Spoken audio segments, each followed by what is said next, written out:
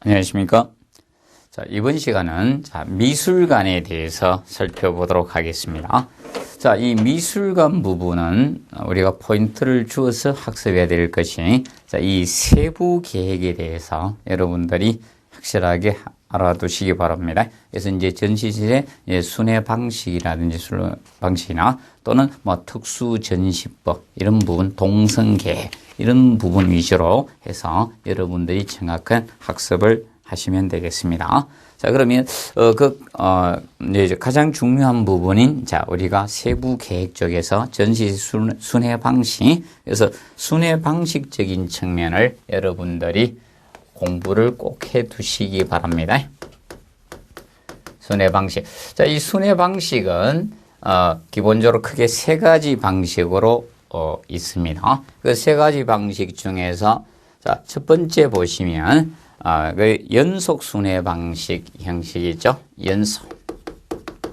연속 순회 형식. 자, 여러분들이 일반적으로 뭐 소규모 이런 전시실에서 많이 보셨을 겁니다. 자, 미로와 같이 이렇게 따라서 밑에 동선을 표현해 놓고 여러분들이 이런 형태로 많이 보셨을 겁니다. 이렇게 해서 일단 들어가는 입구하고 출구가 다르게 되어 있죠. 자, 그러면 하살표 방향으로 해서 들어가세요. 이제 보통 표시를 해 놨죠. 그러면 들어가면 이렇게 해서 미로 형태로 해 가지고 이렇게 해서 이 길을 갖다 막 구성을 해 놨죠. 그래서 이렇게 해서 이제 돌아서 이렇게 가도록 순회 방식에 나오는 이런 데서 이런 식으로 해서 지금 현재 이렇게 길을 이제 미로 형태로 이렇게 해서 해놓은 형태를 여러분들이 많이 보셨을 겁니다. 그래서 이렇게 돌아가지고 이렇게 실을 이렇게 나오는 형태, 이런 형태가 연속 순회 방식 또는 우리가 일반적으로 연속 순로 방식이라고 칭합니다. 길로자 써서. 자, 그래서 이 연속 순회 방식은 특징이 어떤 특성을 가지는가 하면 기본적으로 이제 단순하다는 거, 단순해요. 단순하고 이 공간 개념이 단순하고 이 공간 개념이 절약된다는 거. 그래서 공간이 이 절약된다는 적인 측면은 장점으로 들을 수 있을 겁니다. 자, 그런데 일반적으로 여기를 거치지 않고 어떤 실을 거치지 않고 통하는 방법이 없다는 거죠. 그래서 이 순서별로 가야 되다 보니까 이 좀 문제가 되죠. 이 순서별로 우리가 실을 통과해야 됩니다. 그렇다 보니까 이 불편한 점이 있죠. 순서별로 실을 갖다가 우리가 봐야 됩니다. 그렇다 보니 실을 통해서 가야 되다 보니 이 불편한 점이 많은 것이 단점으로 우리가 잡을 수가 있을 겁니다. 그리고 만약에 이 실을 어느 실을 갖다가 폐쇄를 해버립니다. 한 부분 이 실을 폐쇄를 해버리면 우리가 동선이 차단이 되는 형태가 됩니다. 그래서 전체 동선이 막히게 되죠. 그래서 한 실만 폐쇄를 하더라도 한 실 폐쇄로 인해서 전체 실을 갖다 폐쇄하는 이런 문제점이 대두되죠. 이 전체 동선이 문제가 되는 것이 단점으로 잡을 때 전체 동선이 막히게 돼요. 이런 것이 연속 순회 연로 방식이라고 보시면 되겠습니다. 자, 그래서 요거는 꼭 알아두실 것이 대규모에 쓸 수는 없습니다. 그래서 이런 소규모 전시실에게요. 대규모가 되면 돌다가 지칩니다. 지쳐서 중간에서 힘들기 때문에 이런 소규모 전시실에 쓴다는 것을 꼭 기억을 해 두시기 바랍니다. 그래서 이제, 그리고 이제 요거는 이제 작은 부지가 크지 않은데 이 작은 부지에 적합한 미술관 형식이라고 보시면 되겠고요. 그 다음에 그래서 이 순회 방식을 쓰는 게 대표적으로 파리의 오르세 미술관이 대표적으로 잡고 있죠. 그래서 연속 순회 형식은 그 개념 정보를 정리하시면 됩니다. 자, 그리고 갤러리 형식이 두 번째 나오죠. 갤러리 코리드 형식이 나올 겁니다. 그래서 갤러리 및 코리드 형식이 나옵니다. 코리드는 이 복도를 의미하죠. 코리드 형식. 그래서 이 코리드 형식은 일반적으로 복도를 가지고 있는 형태를 이야기하죠. 그러면 이 방식의 개념은 바로 이런 형태라고 보시면 됩니다. 자, 중앙에다가 뭘 두는가 하면 중정, 보통 뜰이라고 칭하죠. 중정 형태를 줍니다. 중정, 안뜰이라고 하죠. 센터에다가 중정을 두고, 중정, 뜰을 두고, 여기에다가 이제 복도를 갖다가 설치하는 거죠. 이 복도. 주출입구를 하면 안 되죠. 자, 그래서 이 부분에다가 이런 형태로 이 복도를 둔 겁니다. 이 부분에다가, 자, 이 복도를 설치를 해가지고, 이 부분에 이 복도를 둡니다.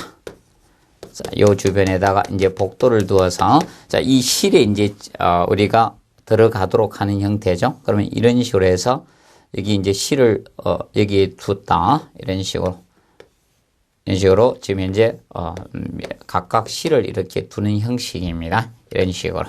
출입구를 둔데, 이제 복도를 통해 가지고 각 실에, 들어가는 형태입니다. 여기 중정 안뜰을 두고 중앙에다가 요 라인에다 복도를 설치해서 각 실에 이렇게, 자, 들어갔다 나왔다 하는 형식. 이것이 자, 갤러리 및 코리더 형식의 개념이 됩니다. 자, 그럼 이 갤러리 코리더 형식은 이와 같이 연속적으로 도는 형태가 아닙니다. 복도에서 바로 각 실에 출입이 가능한 특징이죠. 각 실에 직접 들어갈 수 있는 특징이죠. 그래서 각 실에, 그래서 이 코리더 방식은 각 실에 직접 출입을 할 수 있죠. 직접 출입이 가능한 방식이 바로 이 코리더, 자, 바로 갤러리 코리더 형식이라고 보시면 됩니다. 그러면 한 실을 폐쇄해도 관계가 없다는 거죠. 이 방식은. 그래서, 한 실을 또, 요 실에서 이 독립적인 폐쇄를 할 수가 있다는 거죠. 이 독립적 이 폐쇄가 가능합니다. 자, 이 방식의 경우는 연속 순례 방식은, 순로 방식의 경우는 한 실을 폐쇄해버리면 전체 전시관을 다 닫아야 형태고, 이거는 독립적인, 자, 이 폐쇄를 할 수가 있다는 거죠. 실에 대해서.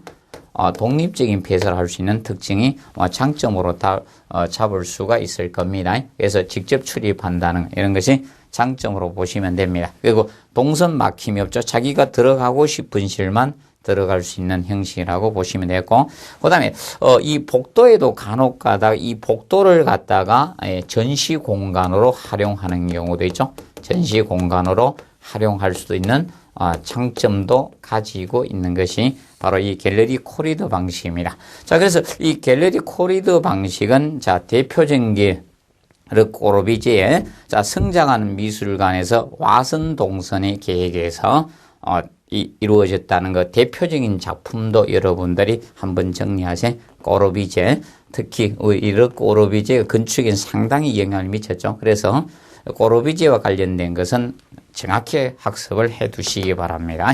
그래서 그거 같이 공부해 두시고, 자, 마지막으로 중앙홀 방식. 자, 이 중앙에 홀을 두는 거죠. 홀 방식은 중앙 센터에 홀을 두는 형태입니다. 그러면, 자, 이런 형태라고 보시면 되겠죠. 이 센터 부분에다가 홀을 두고, 중앙 홀, 여기에다 홀을 두는 형태입니다.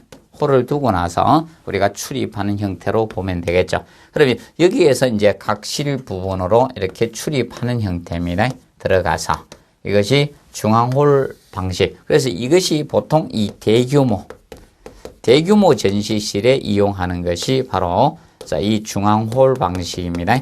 그러면 대규모, 이제 일반적으로 소규모 전시는 연속 순회 방식을 썼고요. 자, 중앙홀 방식이 대규모 전신실에 쓰는 겁니다. 자, 그러면 여기에다가 천창을 둬가지고 내부로 이렇게 이제 햇빛을 은은하게 홀 부분으로 들어오게 이렇게 했던 방식이라고 보시면 됩니다. 자, 그러면 요거는 우리가 알아두실 점이, 이건 그런데 문제가 이 대규모에 사용하는 확장성적인 측면은 우리가 없습니다. 부지 이용률은 좋지만 부지 이용률 개념은 좋습니다. 이 방식이. 그런데 확장성이 조금 어렵다는 것, 그 측면을 우리가 학습을 해 두시면 됩니다. 그래서 이런 장래의 확장성이 좀 떨어진다는 것, 장래의 확장성 개념이, 이것이 확장성 개념이 떨어진다. 이것이 보통 이 중앙홀 방식의 특징입니다. 그리고 이제 대표적인 건축 실내는 구겐하임 미술관이 여기에 해당된다고 보시면 됩니다. 그래서 프랭크 로이드 라이트의 보통 그 구겐하임 미술관에 대해서 여러분들이 알아두시면 되겠습니다. 그리고 그래 그거 이제 기준자가 되고 그다음에 이제 동성계획에 대해서 자 간략히 보도록 하겠습니다. 우리가 동성계획. 자, 동성계획은 우리가 기본적으로 몇 가지 정리를 하고 가도록 하겠습니다. 우리 교재 부분에 동성계획 개념이 언급이 안 돼 있으니까. 그래서 이 미술 전시실의 이 동선계획적인 측면, 동성계획은 자, 기본적으로 자, 관객의 흐름을 막아서는 안 됩니다. 그래서 동성계획에서는 자, 이 관객의 이 흐름을 갖다가 막아서는 안 됩니다. 그래서 이 막힘이 없어야 됩니다. 막힘이 없어야 된다는 측면 기억하시고요. 그래서 흘러가다가 다시 되돌아나오게 다시 찾기 힘들죠. 그래서 흐름을 막지 않는 형태의 동성계획이 되어주시고, 그 다음에 이 관객들이 피로를 느끼지 않도록 하면 피로하지 않도록 해줘야 되고, 관객이 피로하지 않도록 우리가 이 동성계획을 우리가 수립해 주는 것이 좋습니다. 그리고 좌우 전후를 다 볼 수 있도록 동성계획을 좌우나 전후 그래서 좌우 전후를 갖다가 다 볼 수 있는 이런 동성계획을 우리가 잡아주는 것이 좋습니다. 그리고 독립적인 전시라든지 독립적인 전시 개념도 되어주시고, 그 다음에 이 벽면 전시에 이 벽면 전시를 한다든지 하나의 일괄적인 것만 하지 말라는 거죠. 그래서 독립적인 전시나 벽면 전시에 따른 이 동성계획에 이 변화를 좀 주는 거죠. 너무 일정하면 이 지루함을 많이 느낍니다. 그래서 이 동성계획에 이 변화를 조금 주는 것도 좋습니다. 변화성을 주는 이런 동성계획을 수립하는 것이 좋습니다. 그리고 보통 이 변화 있는 동선 부분 처리도 해주면서 변화 있는 이런 동선 부분 처리 부분도 해주면서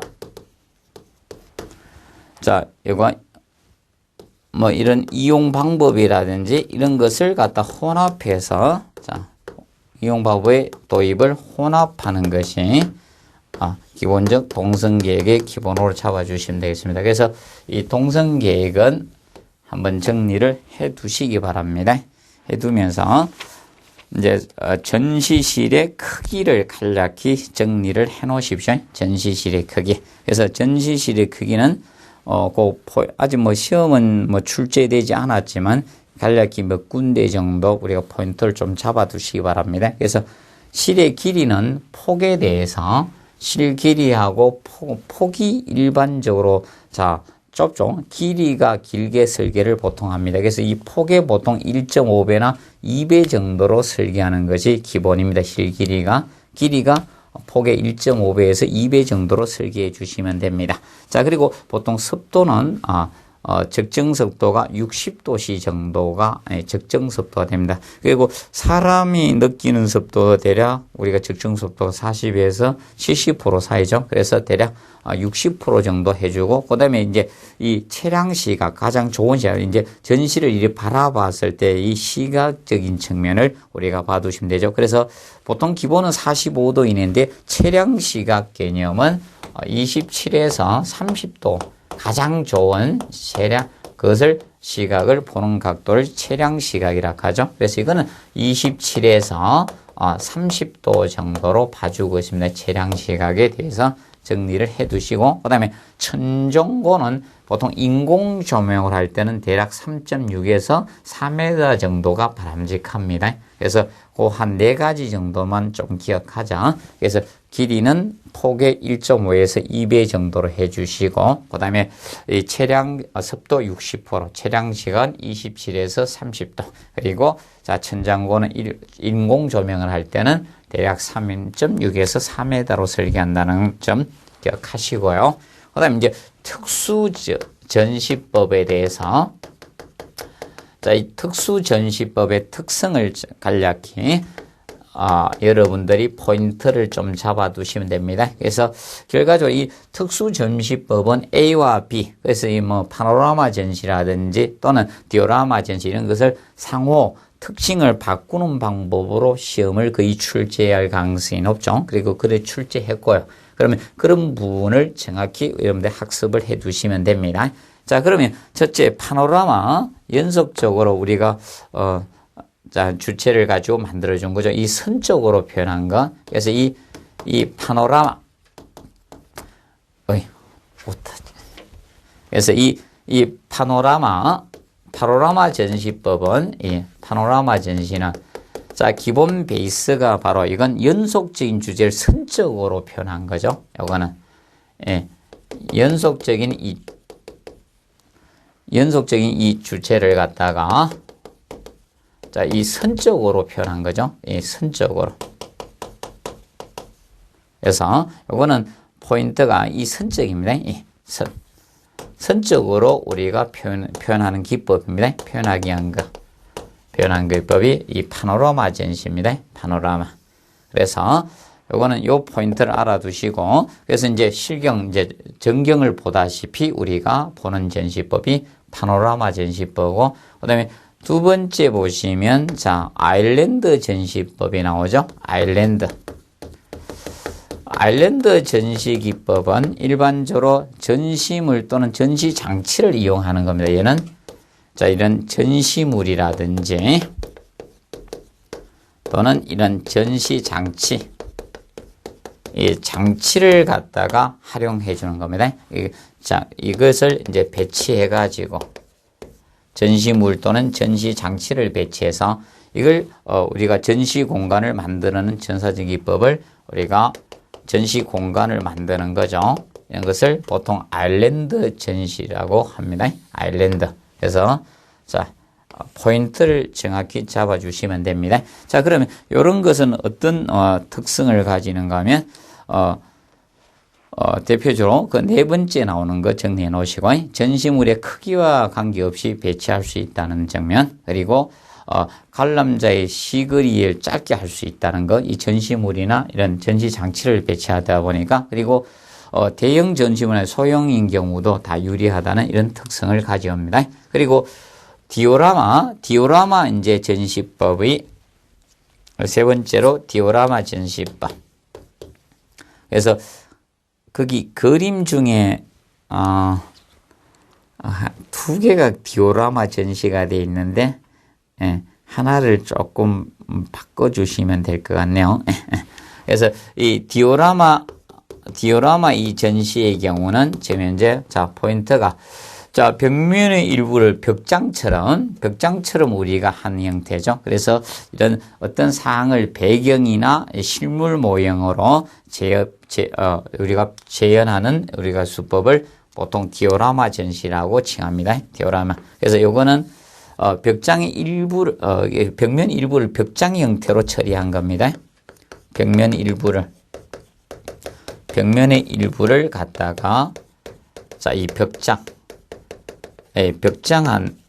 형식으로 처리해 줍니다. 벽장 형식으로 처리해서 자, 이런 배경과 이제 실물 모형 형태로 우리가 처리한 것이 보통 이 디오라마 전시입니다. 그래서 이 디오라마 전시는 우리가 포인트 알아두실 것이 자, 이 투시도적인 우리가 입체감을 느끼는 형태이죠. 투시도적인 효과를 나타내는 전시가 바로 이 디오라마 전시라는 개념 알아두시면 되고, 그 다음에 이 하모니카 전시까지만 정확히 구분을 해 두십시오.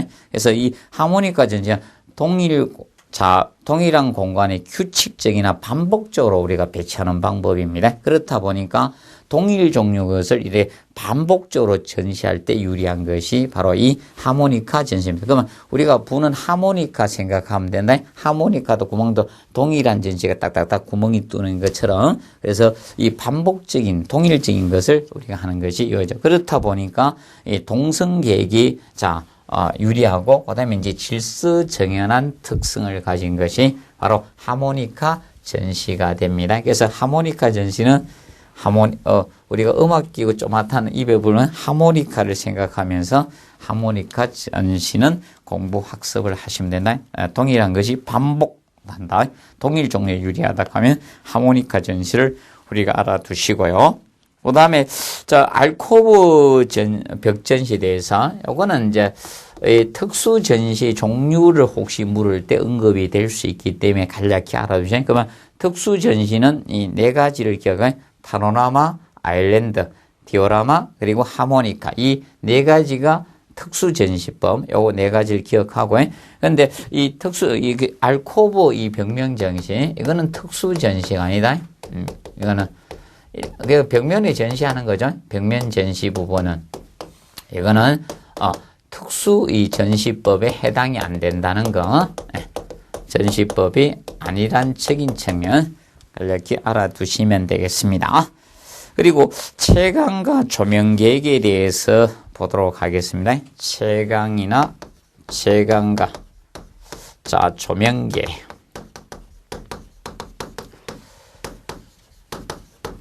채광과 조명 계획에서 기본적인 일반적으로 기본 설계에서는 이걸로 이제 처리해 준대. 자연 조명, 이 주광을 이용한 태양광을 우리가 주광이라고 하죠. 그래서 자연 조명도 이용하고 인공 조명 두 가지를 동시에 활용하는 겁니다. 인공 조명만 쓰면 우리가 그래서 이 두 가지를 혼합해서 우리가 하는 형태로 가주는 것이 채광 및 조명 계획의 기본이 됩니다. 그리고 특히 강원들의 눈부심이 생겨서는 안 돼요. 강원에서는 이 현이를 방지해야 돼요. 걸려요. 그래서 눈부심은 생기면 여러분들이 정확히 볼 수 없죠. 그래서 현이 방지는 돼야 됩니다. 걸려요. 그래서 이 눈부심, 걸려는 방지가 돼주는 것이 기본 설계로 보시면 되겠고요. 그리고 전시물을 갖다가 항상 적당한 조도로 균등히 조명을 해 주셔야 됩니다. 그래서 균등히 이제 적당한 조도로, 조도가 너무 높아도 문제고 조도가 너무 낮아도 문제죠. 그래서 이제 적당한 조도로 균등히 해줘야 된다.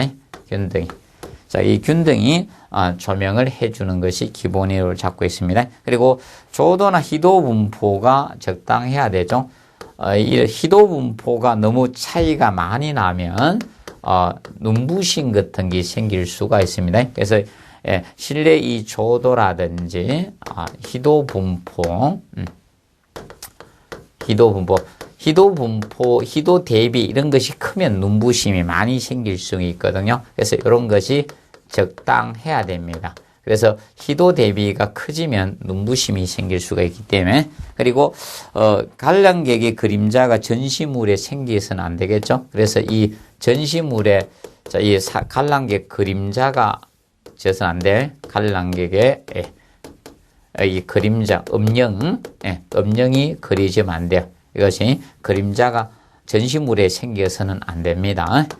정면에서 봐두시고, 그 다음에 강색이 적당해야 돼. 강원의 색도 있거든요. 이 강색이 굉장히 영향을 주죠. 대표적으로 여러분들 이겁니다. 느끼는가 하면 틀립니다. 그래서 보통 정육점에 가면 강색이 약간 붉은 톤을 써죠. 그래야지 고기가 싱싱해 보이죠. 만약에 광색이 정육점에 강색을 갖다가 붉은색 톤으로 안 하고 만약에 청색 톤으로 했다, 약간 푸른 톤으로 하면 고기가 썩어 보입니다. 그래서 이 강색이 적당히 해야 돼. 강색이 적당해야 된다는 측면. 그래서 봐두시면 되고, 그 다음에 이제 강원의 위치적인 측면에서도, 자, 우리가 앞에서 했던 그 최량 시각가겠지. 그 정면하고 같이 정리하시면 됩니다.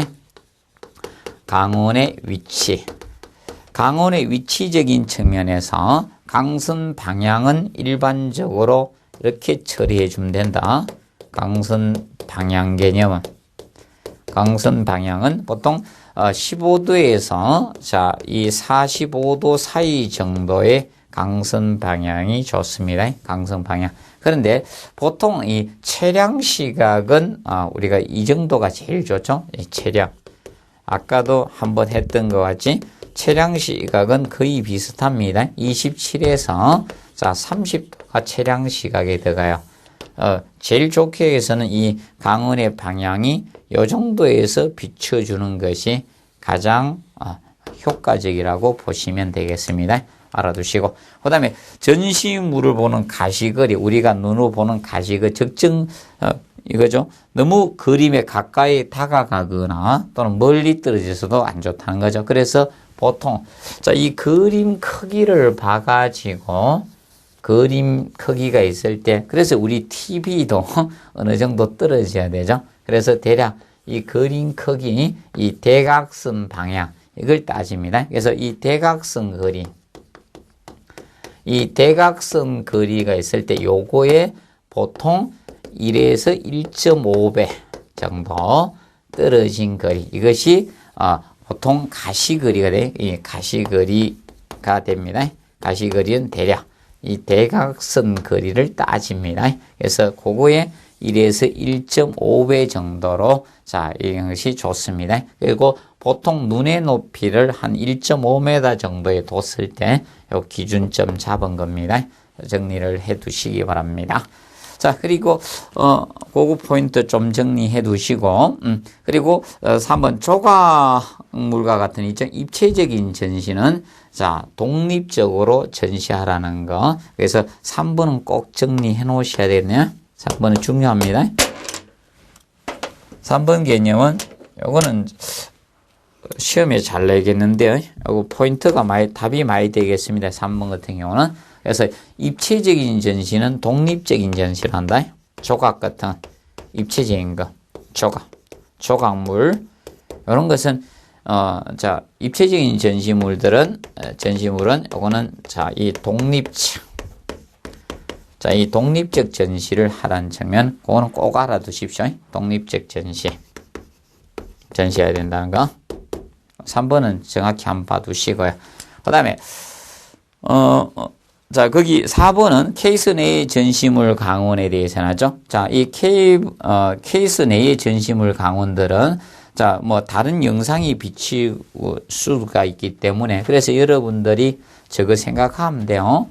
어딘가 하면 저기 보면, 백화점 이런 데 가서도, 보석 볼 때 안에가 굉장히 밝게 해놨죠. 예. 그래서 이 케이스 내의 희도를 강하게 해줘요. 그래야지 다른 게 안 비치거든요. 그래서 여러분들이 보석이나 이런 시계 이런 것만 딱 눈에 딱 들어오게 안에 굉장히 강하게 해놨죠. 그래서 케이스 내의 희도는 강하게 해줘야 됩니다. 그래야지 다른 영상이 안 비칩니다. 여러분들이 그림자나 다른 데 부분이 비치지 않기 때문에 케이스 내에는 안의 희도를 강하게 한다는 점 우리가 알아두시고요. 그 다음에 이제 최저 조도하고 최대 조도의 비는 꼭 알아두시고, 대략 최저하고 이 조도비가 크면 자, 눈부심 현상 이런 게 생길 수가 있습니다. 그래서 1대 1.5정 이하로 우리가 해주는 것이 기본입니다. 그리고 강원의 근래 바로 눈부심을 방지해서 상향 기준은 자 30도고 하향은 45도 기준 40도 범위를 잡습니다. 그래서 상향 30도, 하향 40도 범위의 강원은 피해줘야 되면 그 사이에 들어오면 우리가 눈부심을 느낄 수밖에 없습니다. 그래서 상향 30도고 하향은 자 40도 개념됩니다. 그리고 이 채광 방식, 자 이 채광 방식적인 측면, 채광 방식은 여러 방식이 있죠. 이 채광 방식 개념은 뭐 기본적인 우리 환경적인 측면에도 햇볕 들어온 채광 방식이 있는데 이 전시물에도 이제 채광 방식인데 자, 정광창은 일반적 1번의 정광창. 그래서 이 정광창 개념은 천창 개념이죠. 천창. 그래서 이 천창을 두는 거. 천창. 그래서 위로 이렇게 두는 형태죠. 이 정광창은 천창이라고 보시면 되겠습니다. 그래서 천장의 위에 부분에다가 창을 두는 형태죠. 그래서 햇볕을 들어오게 하는 것을 우리가 됩니다. 그렇다 보니까 이 정광창을 했을 때는 자, 어떤 특징이 발생하는가 하면 이 중앙 센터 부분, 중앙 부분이 밝을 수밖에 없죠. 이 전시실에 이 중앙부가 밝게 나타납니다. 중앙부가 밝아요. 밝습니다. 중앙부가 밝은 것이 특징이 바로 이 정광창 개념이 됩니다. 정광창. 그러면 이거는 보통 벽면은 보통 그래서 자, 이 전시 벽면의 조도는 균일하죠. 이거는 여기가 밝게 처리한 겁니다. 그래서 이제 전시 벽면은 보통 이 균일한 조도 형태가 되는 겁니다. 조도가 균일해집니다. 보통 이 측창 형태를 쓰게 되면 측면에서 햇볕을 들어오게 되면 한쪽 면은 밝고 한쪽 면은 어둡고 이렇게 햇볕이 깊게 들어오지 않으면 조도가 많이 차이가 날 수 있거든요. 그래서 그래서 정광창 천창 형태를 두면 벽면의 조도는 균일합니다. 그러면 보통 중앙부는 밝게 처리해도 중앙부에 우리가 하는 것이 아니죠. 벽면에 보통 전시를 많이 하다 보니까 그래서 이 정광창에서는 전시 벽면 전시를 할 때 이 조도를 균일하게 유지할 수 있다는 겁니다. 그 측면을 봐두시고요. 그런데 보통 이 센터로 지금 현재 예를 들어서 건물이 있으면 여기에다가 위에다가 천창 이 위에서 이제 밑으로 들어왔기 때문에 많은 양의 햇볕이 삽입이 될 수가 있겠죠. 그러면 이런 것은 보통 삽입이 되다 보니까 이제 전시적인 측면에서 이제 햇볕의 반사나 이런 장애가 이루어질 수 있기 때문에 그런 것은 이제 차양 조절 장치에서 루버 버튼 있죠. 이 루버 같은 걸로 조절해서 그런 것을 해 주시면 되겠습니다. 그리고 보통 여기에 얘는 위에서 이렇게 햇볕을 비추다 보니까 중앙 천창에서 비추다 보니까 유리 케이스 내에 이런 공예품 같은 거 전시에는 부적합한 형태가 바로 이 정광창 형식이라고 보시면 되겠습니다. 그리고 측광 형태, 측광도 일반적인 측광 형식의 경우는 일반적으로 이거죠. 측면에다가 창을 두는 형태가 측광 형태가 될 겁니다. 자, 이 부분에다가 이 측면에다가 창을 두는 형태입니다. 이 부분에다가 그럼 벽이 있을 때 여기에다가 이제 창을 두는 형태죠. 측창. 그러면 이 측창은 뭐 양쪽에 두는 경우도 있고 한 편측만 두는 경우도 있죠. 그러면 이 측창을 두게 되면 일반적으로는 이 깊이가 어느 정도 이게 햇볕이 이제 들어올 때 강원이 들어올 때 있기 때문에 이 깊이 제한이 있을 수밖에 없는 거 햇빛이 들어오는. 그러면 이 실에 있는 깊이나 이런 제한이 있기 때문에 이거는 대규모에는 쓸 수가 없습니다. 그래서 이거는 소규모에만 가능한 거죠. 이 측광 방식은 이 소규모에는 될 수가 있지만 이것이 대규모가 됐을 때는 우리가 문제가 되죠. 그리고 이쪽에 들어오니까 조도가 균일하지 못하죠. 얘는 조도가 불균일합니다. 불균일한 것이 이 측광 형태라고 보시면 되겠습니다. 그래서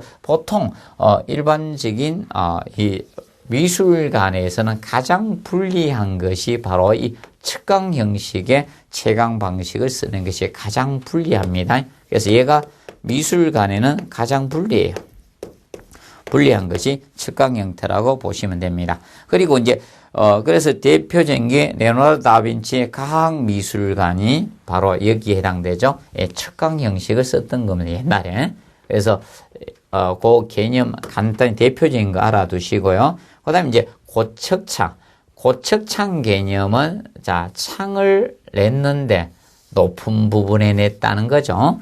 그래서 윗부분에다가 자, 이 윗부분에다 높은 부분에다가 창을 낸 겁니다. 얘는 창을 자, 보통 시선이 있는데 근데 이 시선 위쪽으로 해서 이 윗부분에다 이제 창을 낸 형태입니다. 그렇다 보니까 태양이 들어왔을 때 이 벽면을 비출 수가 있다는 거죠. 그래서 이 벽면 조도가 좋다는 거죠. 관람자 자 위치 조도보다 이런 벽면을 비출 수 있는 이런 형태라고 보시면 되겠습니다.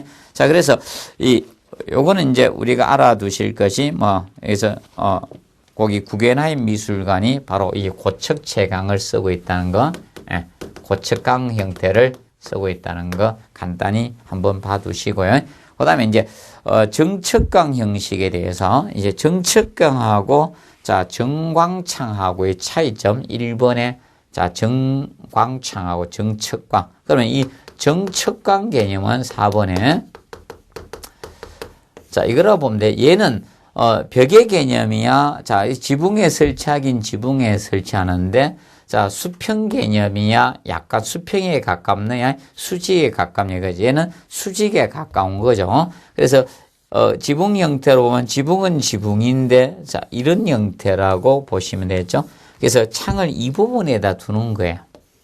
자는 천창의 개념이고 이거는 자 수직의 개념이죠. 정척광은 정광창은 수평에 가까운 것이고 얘는 자 바로 수직이죠. 창을 여기에다가 두는 형태가 정척광이라고 보시면 되겠습니다. 그래서 기억하시고 그래서 이제 관람자가 서 있는 곳은 조금 어둡습니다. 어둡고 근데 전시 벽면 조도 위에서 이렇게 비추다 보니까 자 이 벽면 조도가 굉장히 높은 형태가 바로 이 정척광 형태가 됩니다. 그래서 그 점 알아두시고 그래서 이건 벽면 전시에 우리가 유리한 것이 정척광이라고 봐주시고 정척광은 킴벨 미술관이 자 거기에 해당이 됩니다. 그래서 그 포인트 알아두시기 바랍니다. 정리를 해두시고요. 그다음에 극장 부분에 대해서 살펴봅시다. 극장과 영화관. 그래서 극장과 영화관 중에서는 영화관 측면보다는 이 극장 부분이 위주로 많이 시험에 나오고 있고요. 영화관은 여러분들이 너무 열심히 하지는 마십시오. 영화관은 시간이 있을 때 간략히 정도 해주시고 스크린 위치라든지 영사실 개념 그 정도 한번 봐두시면 되지 않겠느냐. 그래서 그런 위주로 보시면서 이 극장 위주로 해서 많이 우리가 공부를 해두시면 되겠습니다. 극장. 그러면 이 극장 부분에는 자 이제 극장 부분에서 우리가 이제 학습해야 될 것이 특히 중요한 부분은 이런 평면 계획. 이 평면 계획에 대해서는 우리가 정확히 해두셔야 됩니다. 평면 계획적인 측면하고 그다음에 평면 계획에서 특히 스테이지나 그다음에 이 관람석 부분과 관련된 부분 이런 부분을 많이 공부해 두시죠. 그리고 무대부 구성 요소 이런 부분을 우리가 정확히 학습을 해 두시면 되겠습니다. 자, 그러면 자 이제 극장은 자 일반적으로 영화관하고 다르죠. 영화관은 우리가 영사기로 해서 비춰서 이제 벽면에 이렇게 그걸 나타내는 거고, 자, 극장은 자, 일반들이, 주인공들이 이제 예를 들어서 뮤지컬을 한다든지 이런 걸 하죠. 그런 부분이 극장으로 보시면 되겠죠. 자, 그러면 이 극장 부분에서 일단 평면 계획, 극장의 이 평면 계획은 정확히 알아두십시오. 평면 계획. 자, 평면 계획에서 자, 우리가 오픈 스테이지형과 에나나 스테이지형, 그리고 자, 픽처 프레임 스테이지, 가변 무대형 해서 자, 이 네 가지가 나오고 있습니다. 자, 그래서 이 부분을 상호 특징에 대해서 여러분들이 정확히 구분을 해 두십시오. 그래서 제일 먼저 오픈 스테이지형.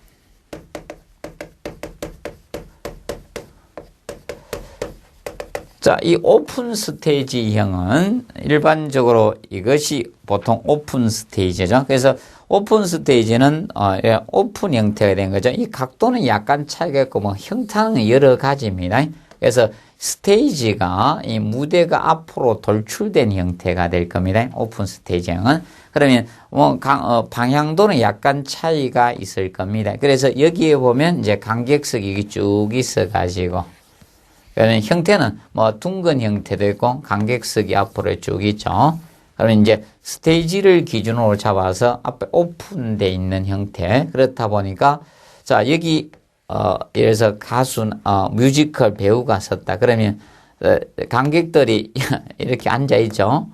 여러 측면에서 이렇게 봅니다. 자 그런데 오픈 스테이지가 되다 보면 자 여기서 보는 가부하고 여기서 보는 을하고 자 이 주인공의 형상이 달라질 겁니다. 자, 이게 오픈 스테이지형인데, 그럼 오픈 스테이지형은 이제 각도에 따라서 여러 가지 있습니다. 180도 각도가 있을 수도 있고, 관객석이 좀 더 넓은 210도도 있고, 지금 그린 거는 일반적으로 180도 오픈 스테이지형을 그려놨습니다. 자, 그러면 이 오픈 스테이지형의 특징은 이겁니다. 자, 일단은 무대하고, 이 스테이지, 이 무대하고, 이 관객석이 자 같이 있죠. 같이 이렇게 우리가 있으면 동일 공간에 이렇게 놓여집니다. 그럼 여러분들이 간혹가다 이런 사진 가구 보다시피 보는 형태도 있었지만 이런 오픈 스테이지형이 보통 저런 형태가 좋죠. 이런 콘서트 이런 거 할 때도 싸이가 콘센트 밖에 나가야 되겠죠. 그래서 이런 오픈, 특히 이렇게 앞으로 돌출해 놓은 형태도 있고, 여러 가지 있는데, 그러면 이 무대와 객석이 동일 공간에 존재하는 게 오픈 스테이지형이다. 그러면, 자, 일반적으로, 이 스테이지, 그래서 우리가 알아두실 거는 많은 사람들이 시각거리 내에 수용된다는 거죠. 이 관객석이 무대를 둘러싸고 있기 때문에 많은 관객들이 들어올 수 있죠. 시각거리 내에 들어올 수 있도록 처리해 준 방식입니다. 그리고 배우는 보통 관객석에서 오는 경우도 있고요. 아니면 스테이지 아래에서 배우가 이렇게 올라오는 경우가 있습니다. 그래서 간혹 가다가 콘서트 같은 거 하면 위에서 엘리베이터 형태로 쭉 타고 이렇게 상승하는 경우 있죠. 그래서 무대 밑에서 이렇게 올라오는 경우나 이 관객석에서 들어오는 경우 이런 두 가지 형태가 있을 겁니다. 그래서 간혹 가다 노래를 부르면서 이렇게 들어오는 경우도 있죠.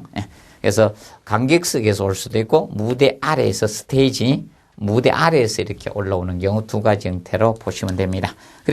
그런데 이거는 이제 뒤에 무대 장치 개념을 꾸미기가 굉장히 어렵죠. 이게 스테이지가 무대가 밖으로 돌출된 형태가 되다 보니까 오픈되다 보니까 이런 뒤에 무대 장치를 꾸미기는 어렵습니다. 그런 측면이 있겠고 그래서 거기 나오는 5번, 6번 7번 개념이 이 단점이죠. 이것은 단점으로 작용이 되는 겁니다. 단점. 그래서 무대 장치를 꾸미는데 어려움이 있다는 것이 단점입니다. 그리고 이 연기죠. 좀 더 관련할 수 이거는 6번 아니네요. 6번 아니고 자 5번과 7번 5번과 7번은 단점으로 작용이 됩니다. 5번하고 7번 개념. 그래서 연기자가 혼란된 방향감을 주죠. 그래서 동일 효과가 안 된다는 거죠. 자, 여기서 봤을 때하고, 그러면 이제 향하는 것이, 예를 들어서 연기자가 이쪽을 향했습니다. 그러면 뒤쪽에서는 뒤통수만 봐야 되겠죠. 그렇기 때문에, 동일한 방향성, 동일 효과를 나타내기는 어렵습니다. 그래서 특히 요거는 단점적인 측면을 기억해 놓으십시오. 단점은 오픈 스테이징의 단점은 5번과 7번. 그래서, 연기자의 방향감이 동일된 효과를 줄 수 없다는 측면하고, 그 다음에 무대 장치를 꾸미기 어렵다는 측면 보시고, 장점 측에는, 요 측면을 봐주면, 무대와 객석이 동일 공간에 존재한다는 그 측면하고, 그 다음에, 보통 이 친밀감은 좋죠. 이 가깝게 접근하다 보니까 친밀감 형태는 좋은 형태라고 보시면 됩니다. 그리고, 에레나 스테이지형이 완전 이거는 에라에 모르겠다. 이거죠. 완전 다 둘러싼 거죠. 이 무대가 센터에 있고, 관객석이 완전 360도 완전 둘러싸있는 형태. 이것을 자 2번에 아레나 스테이, 이레나 스테이. 자 그래서 아레나 스테이지형이라고 하죠.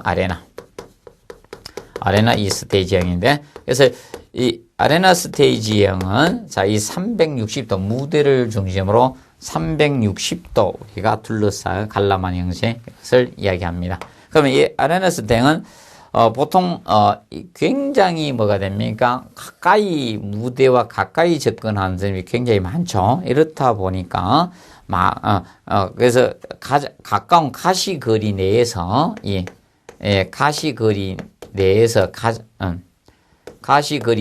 가장 많은 관객을 갖다가 포함할 수 있는 것이 바로 아레나 스테이지형이라고 보시면 됩니다. 근데 그리고 이제 관객하고 일반적으로 이 연기자하고 일체감을 주는 형태, 이런 형태는 좋습니다. 그래서 그런 것은 장점으로 작용이 될 수가 있습니다.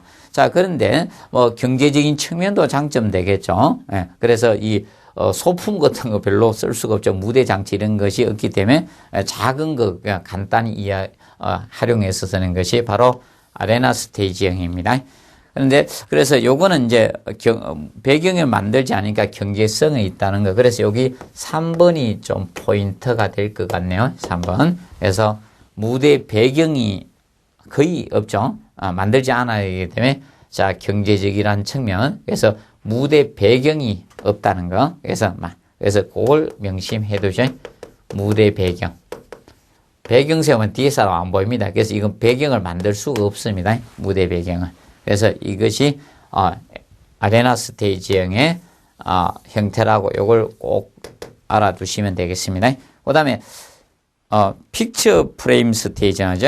예, 그래서 또는 프로시엄형이라고도 하고요. 픽처 스테이지. 그러면 보통 요거는 이런 형태가 많이 되어 있죠. 예, 우리가 사진 보는 것처럼 이렇게 해서 프로시엄 아치를 통해서 계급을 통해서 여기 나중에 막 같은 것도 내렸다 올라갔다 하고, 그래서 이렇게 보면 관객들은 이쪽에 있고, 이렇게 단면 영상으로 봤을 때 보통 이제 무대가 이렇게 있으면 여기 이제 이런 식으로 해가지고 여기 무대가 있고 여기 이제 관객석이 여기 있죠. 그러면 여기에 이제 사진 틀가구처럼 여기 이제 구멍을 뻥 뚫어가지고 여기에서 이제 안쪽에서 여기서 자 배우들이 하면 우리가 요 사진 틀 안에처럼 보처럼 픽처 사진 보는 것처럼 우리가 보는 형식, 이것이 자 픽처 프레임 스테이지형이죠. 그래서 이 프로시엄형이라고도 하고 이걸 보통 프로시엄 아치라고 하죠. 이걸 통해서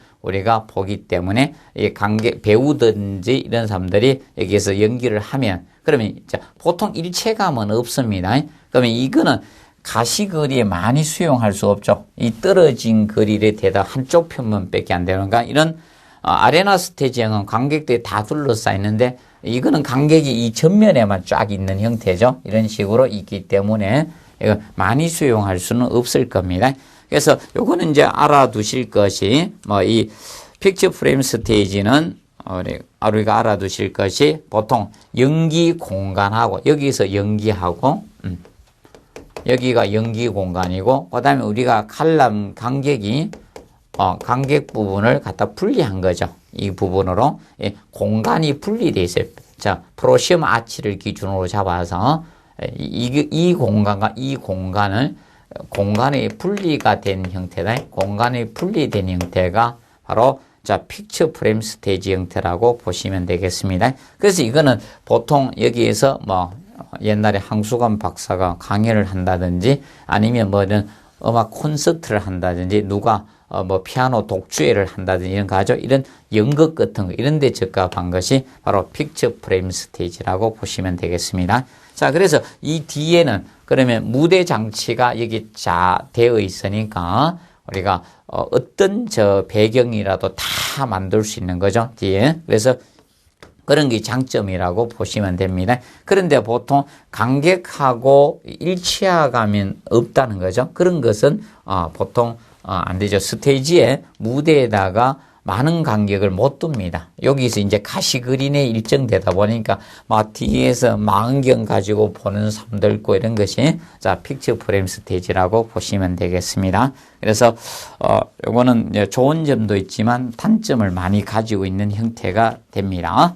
그리고 보통 이제 무대 전면에는 뭐 오케스트라 박스 같은 걸 도와가지고 이제 연주했을 때 누구 이제 독주하면 앞에서 이렇게 저걸 하는 형태가 되죠. 그래서 보시면 되고, 그 다음에 이제 가변 무대형은 필요에 따라 이런 무대하고 객석을 변화를 주는 평면 형식을 가변 무대형이라 하죠. 그래서 이 경우는 하나의 극장 내에 몇 개의 다른 형태로 우리가 무대를 만들 수 있는 그런 구성을 가진 것이 가변 무대형이라고 보시면 되겠습니다.